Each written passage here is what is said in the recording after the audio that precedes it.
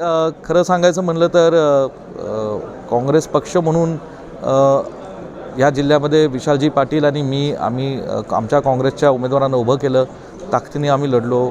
त्यामध्ये कार्यकर्त्यांचं खूप मोठं यश आहे. महाविकास आघाडी म्हणून आम्ही आणि जयंतराव पाटील साहेबांनी एकमेकांच्या प्रचारात चांगली साथ दिली, कार्यकर्त्यांनी साथ दिली. आणि या निवडणुकीमध्ये थोडंसं भावनिक विषय होता.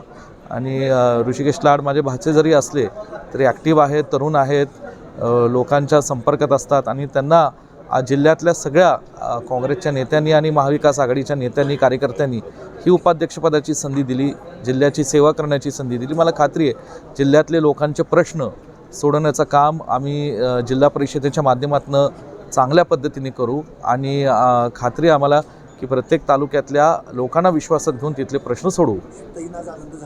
निश्चित स्वरूपात आज भारतीताई असती तर हे आनंद मोठा असता.